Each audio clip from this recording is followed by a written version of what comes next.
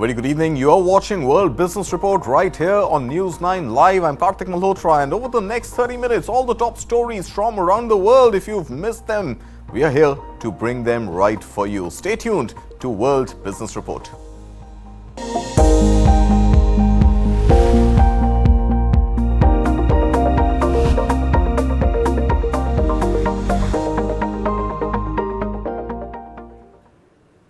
All right, the top story we are following this evening is coming from Japan. Japan's economy has slipped into recession, contracting for 2 consecutive quarters due to weak domestic demand.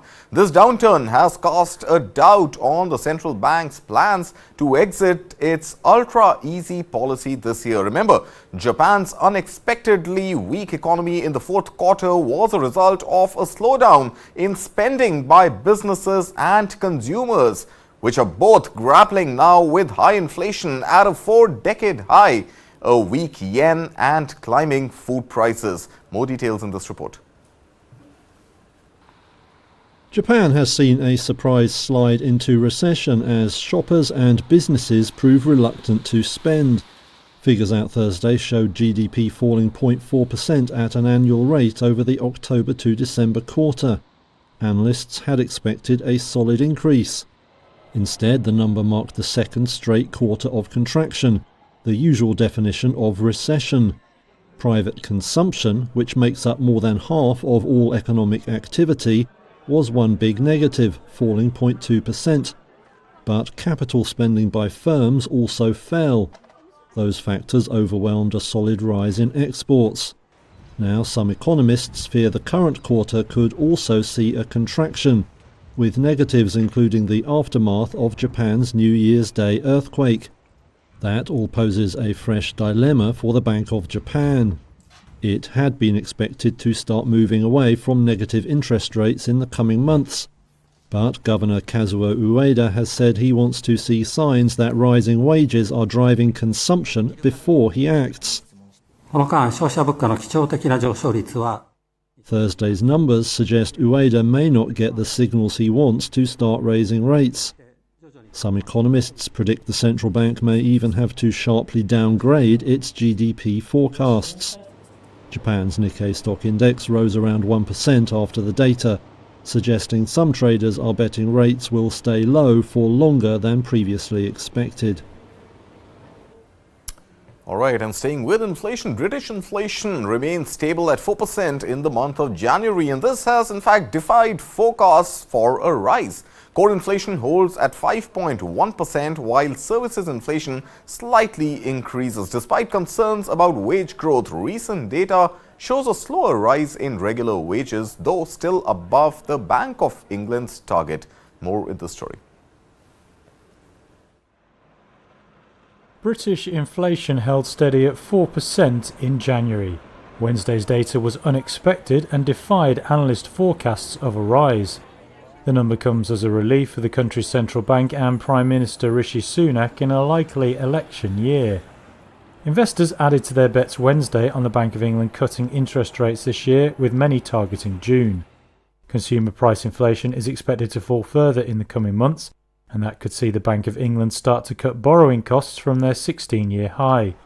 Britain's Office for National Statistics said Britain's core inflation, which excludes volatile prices like food and energy, was also unchanged at 5.1%.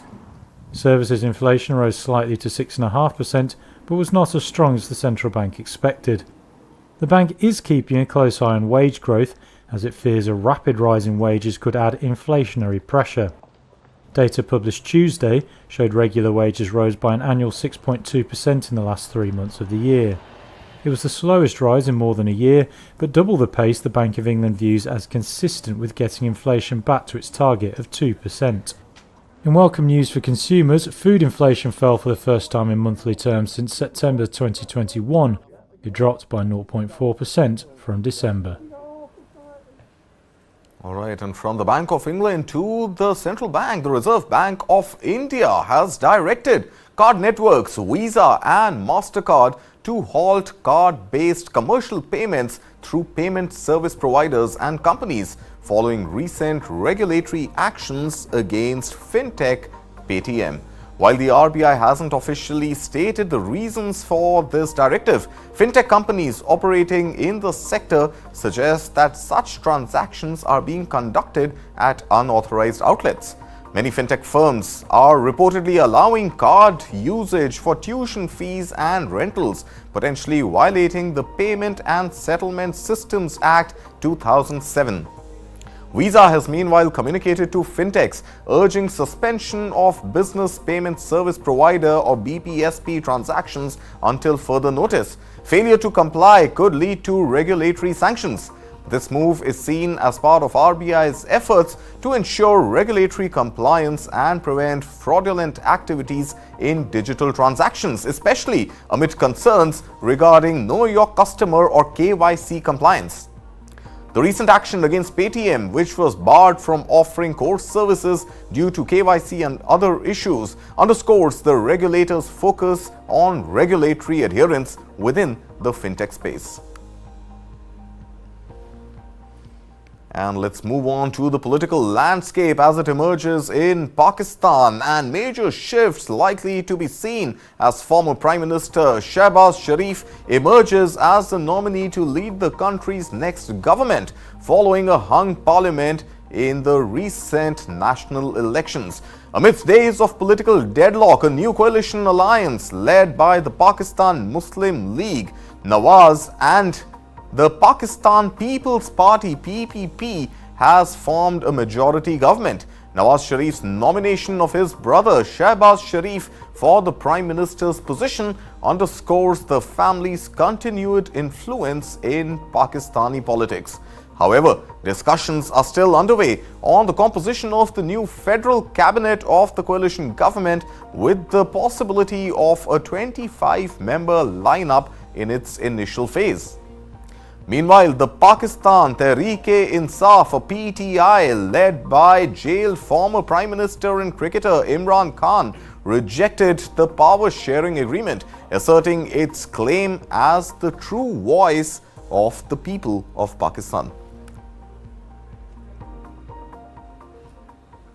And staying with Asia, Indonesia's Prabowo Subianto declared victory in the country's closely watched presidential election, emphasizing it as a triumph for the Indonesian people. With nearly 60% of the vote, according to unofficial counts from reliable pollsters, the former Special Forces commander secured a lead over his rivals.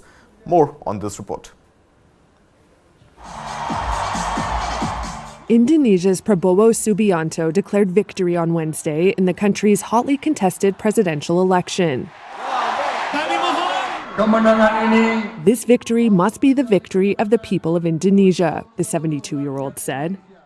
The ex-Special Forces commander took nearly 60% of the vote, according to unofficial counts by independent pollsters that have proven to be accurate in the past. The world's biggest single-day election saw nearly 260,000 candidates duke it out over more than 20,000 posts. Prabowo appeared to have an insurmountable lead over his rivals, ex-governors Anies Baswedan and Ganjar Pranowo. Anies, for one, said he was waiting for the official tally, which is set to be announced by March 20th.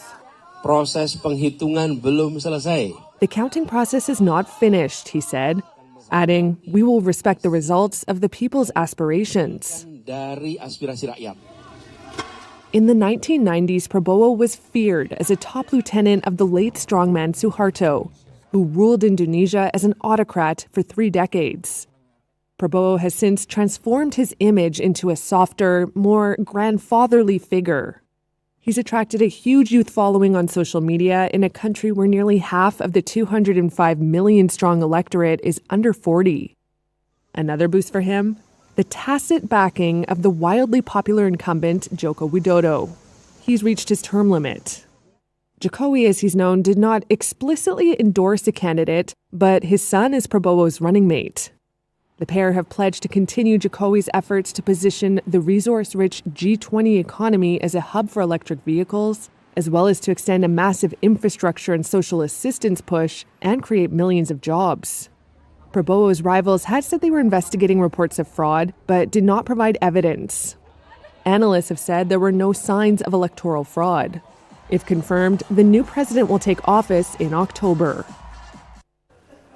All right, it's time for a very short break right here on World Business Report. But on the other side, all the developments in the world of artificial intelligence, including Sam Altman's $7 trillion bet on AGI. That and more on the other side of this break.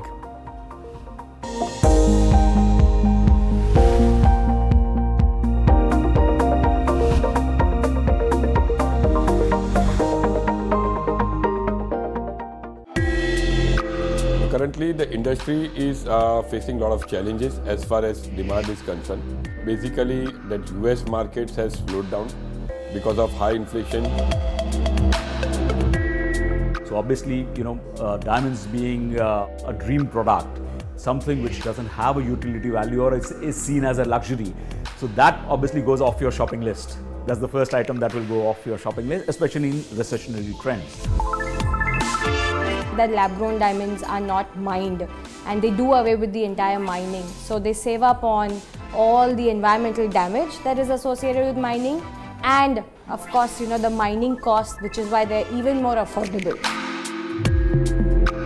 People that is impacted by all these recessions are the artisans, are the people who work in this industry, right? But I think lab-grown diamond has allowed them to actually use their skills in the same product. This and more streaming on world's first news OTT, News9 Plus. Download now. जानना है तो देखिए, समझना है तो सुनिए, सीखना है तो पूछिए, और कमाना है तो खरीदिए। जानकारी, सलाह और निवेश सब एक ही सुपर ऐप पर। पैसे का सवाल है तो जवाब है Money9। आजादी पैसे की, अभी डाउनलोड करें। How do you fulfill that promise? Because ultimately expectations have to be met. If you look at the political landscape, is it really changing for women? And what is the inability of the forces that dead bodies surface, but not the living people?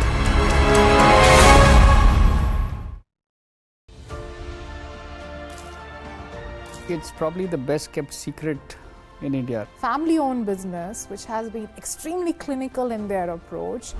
They have not hesitated ever to kill their darlings. Typical to a South Indian business empire, I think they've shunned the limelight almost deliberately.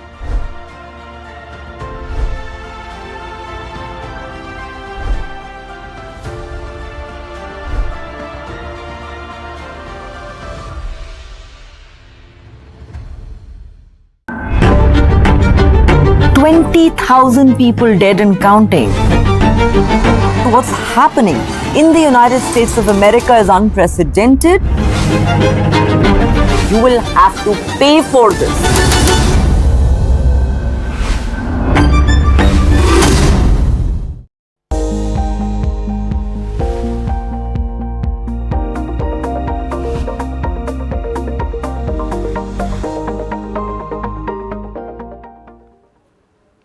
Welcome back. You're watching World Business Report. OpenAI CEO and founder Sam Altman is reportedly in talks with investors to raise as much as, hold your breath, $7 trillion to fund new chip production. This story and more, and all the latest developments from the world of AI in this report. From soaring income at OpenAI to NVIDIA climbing the ranks, this is Generation AI.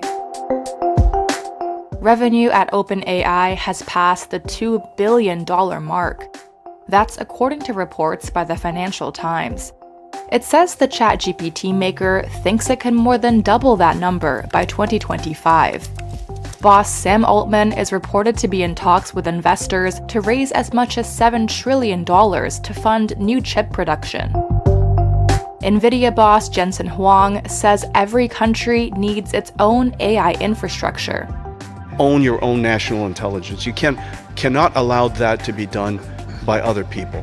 And that is a real realization. Now that we've democratized the computation of AI, the infrastructure of AI.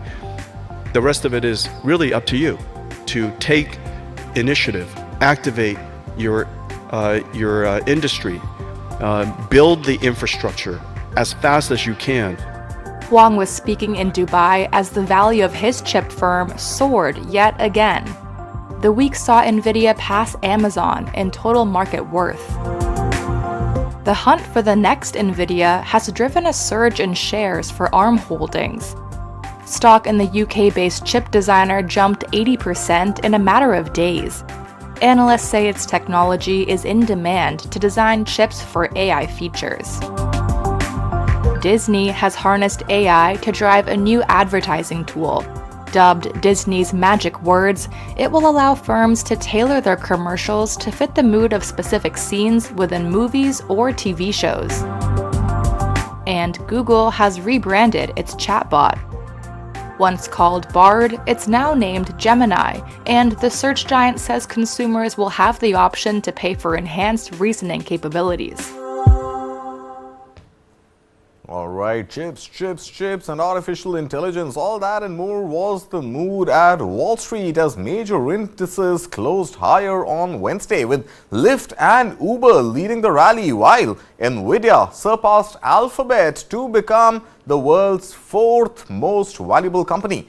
The Dow rose by 0.4% and the S&P 500 climbed nearly 1%. The Nasdaq added 1.3% to the rally. Nvidia's shares surged 2.5%, pushing its market capitalization above $1.8 trillion, overtaking Alphabet. More in this report.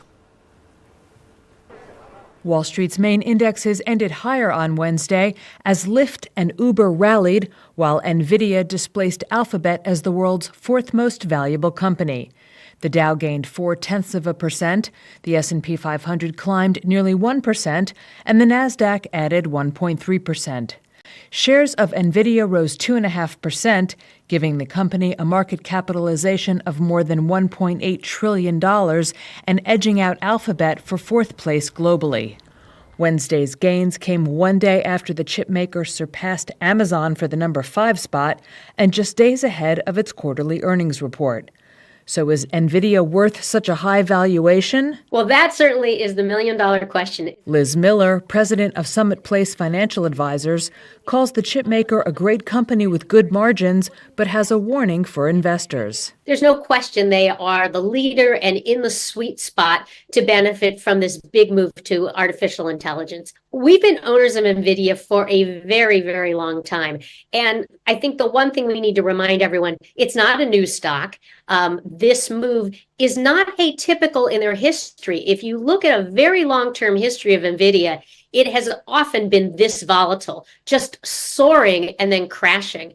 Among other movers, shares of Lyft soared 35% after its profit beat estimates, and it said it would generate positive free cash flow for the first time in 2024. The gains came one day after an error in the company's earnings statement sent the stock seesawing in after-hours trading, potentially inviting regulatory or legal scrutiny.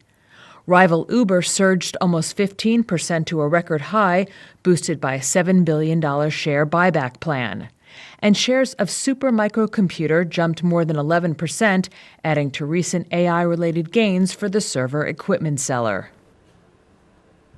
All right, this chip war and the chip story really is heating up. I mean, imagine NVIDIA crossing the market capitalization of Google's parent Alphabet, now valued at $1.83 trillion versus Alphabet valued at $1.81 trillion. Now, NVIDIA's 50% surge this year precedes its upcoming fourth quarter results on Feb 21st. Let's take a deep dive into what's moving NVIDIA.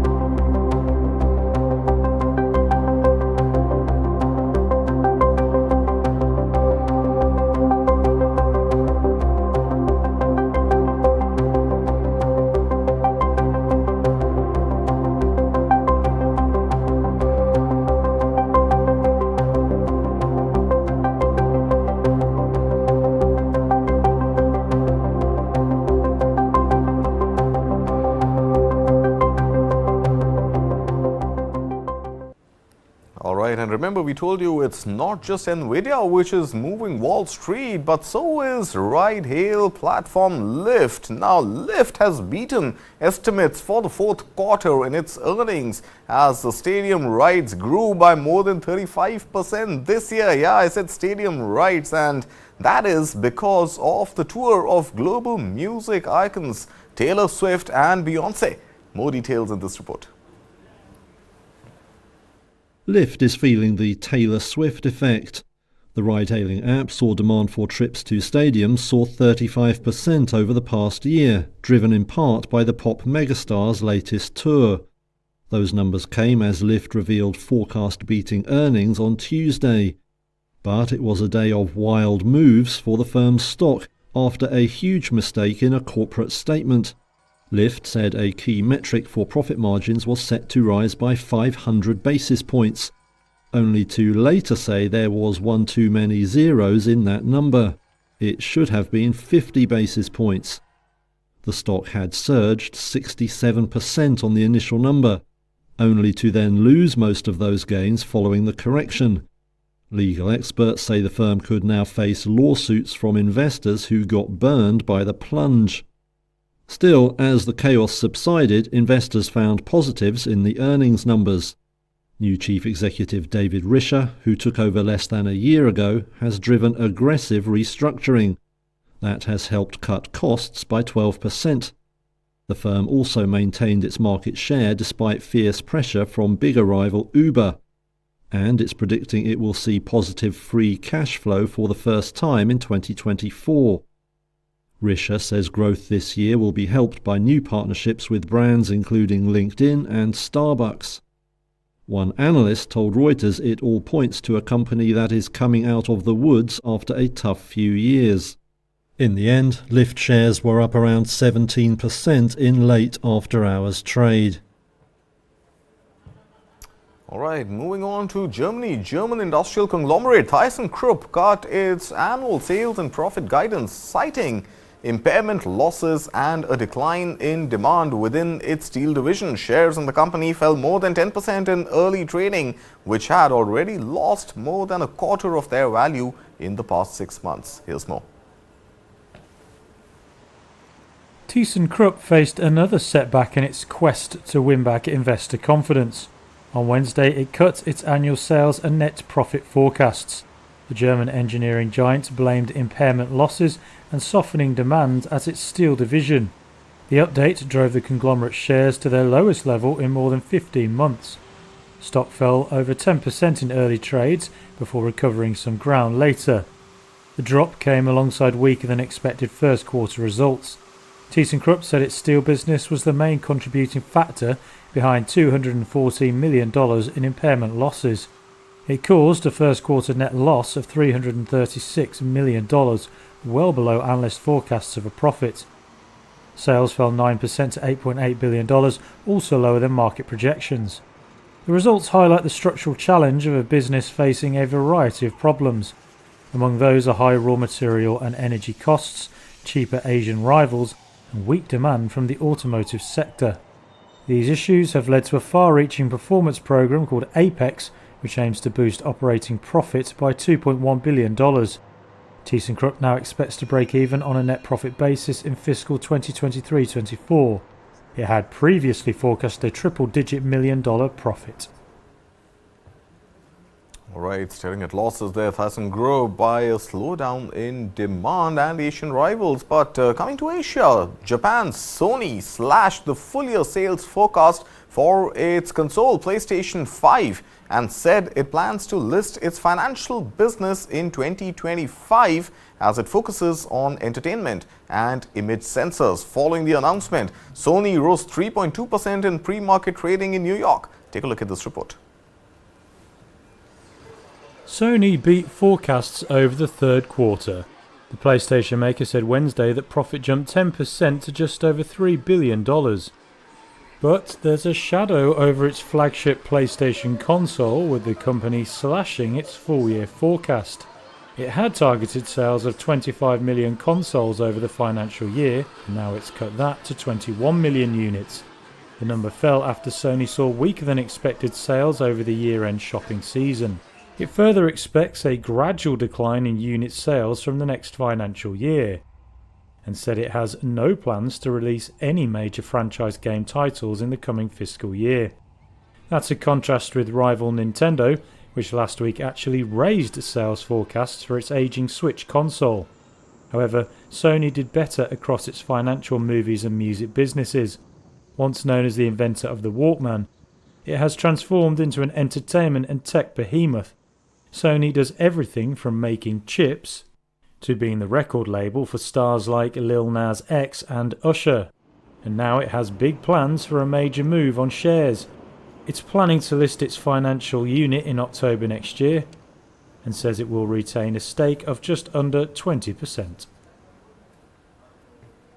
Okay, moving on to London. London's art gallery, Tate Modern, is set to open a new exhibit on February 15th, that's today, showcasing the works of artist and activist Yoko Ono. The exhibit, Yoko Ono, Music of the Mind, will feature over 200 artworks, including installations, films, music and photography from Ono's 70-year career. Take a look.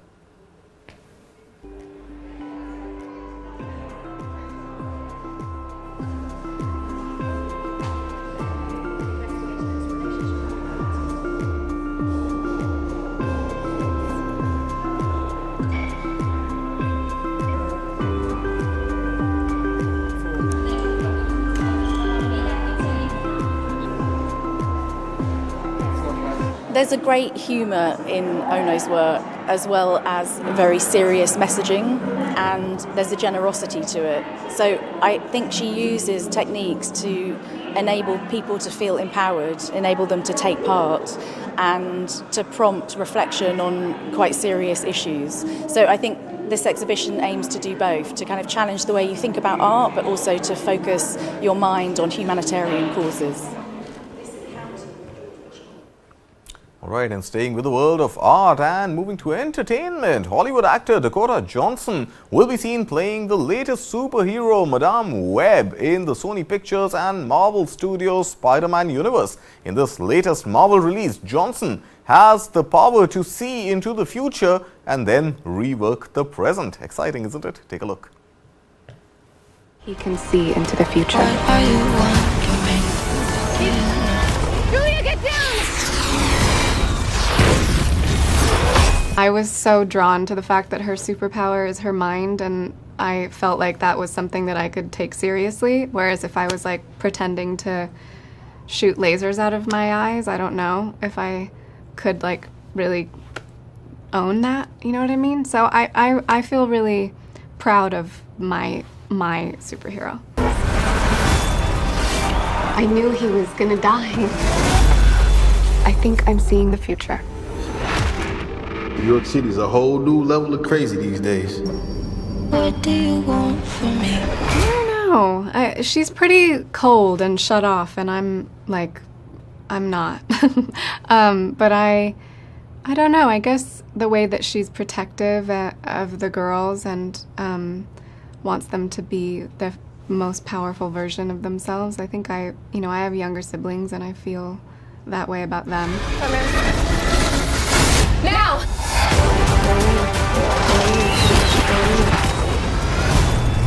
You're showing off. Maybe a little. All right, an all-new Spider-Man coming soon. And actor and singer Jennifer Lopez's new album and film features her love story with husband Ben Affleck. This Is Me Now, a love story that premiered in Hollywood on February 13th, is a self-penned drama that depicts Lopez's experiences of love and relationships and showcases songs from the album. Take a look. Yeah, I don't know how comfortable he is being the muse for me, but he couldn't be more supportive. About hopeless romantics, that we're weak. He makes me kind of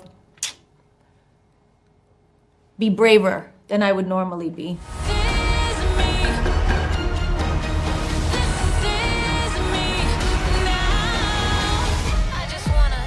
guys doing here? We think you might be a sex addict. Every time I see you. What? Maybe. It's never enough for you. He's a liar. I've never lied to you. The constant criticism, she thinks I'm her employee. Being with you feels like home. Maybe.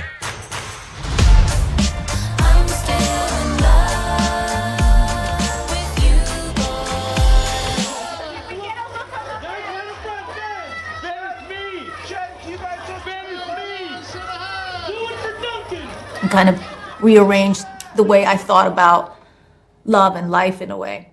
And to then take that and make this kind of musical experience to go along with it on film was probably, he didn't really even understand what I was doing half the time. In love.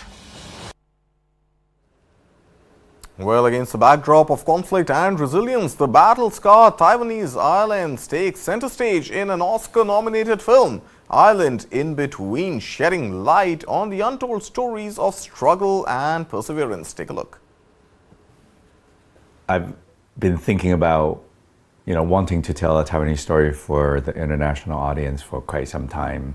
A film about frontline Taiwanese islands repeatedly fought over with China is vying for an Oscar this year in the category of Best Documentary Short Film. Island in Between director S. Leo Chang hopes the attention will help better explain tensions over Taiwan. China says democratically governed Taiwan is part of its territory, despite objections from Taipei. I still embrace my Chinese cultural and historical and ethnic connection, but in terms of national identity, I'm very vocal about being Taiwanese. The documentary tells the story of Kinmen, a small island group that hugs the Chinese coast, now a popular tourist destination. Taiwan has controlled Kinmen since the Chinese Civil War ended in 1949 and was the site of battles in the 1950s as Beijing launched a wave of attacks. Old bunkers and buildings riddled with bullet holes stand testament to Kinmen's battle-scarred past. Speaking to Reuters from Taipei, Chang says Kinmen served as a visual representation of Taiwan's struggle. Life is very normal here. People are not exactly, sitting around fretting and pulling their hair out. But in Kinmen, it's a different story. You go there, you see these incredible artifacts from the conflict 70 years ago, and the subsequent conflict, right? The iconic tank on the beach, all the bunkers, military infrastructure, bullet holes in historical buildings. So the idea was that I would use Kinmen as the visual representation, but ultimately tell a story about Taiwan through a Taiwanese perspective. My mother casually reminded me that I should have a plan if China invades. We're going to be too old to leave, she told me. The Academy Awards ceremony will be held on March 10th. Well, that's all we have time for on this edition of World Business Report. But on the other side, Sadanand with the South Indian. And news, of course, continues right here on News9 Live. Thanks very much for watching.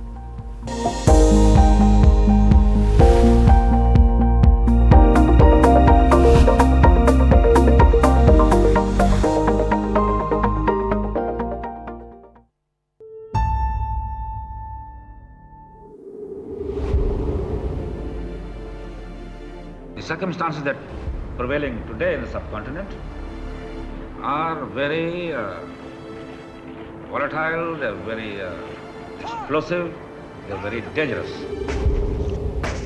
Pakistanis, they sent Pakistani armies led by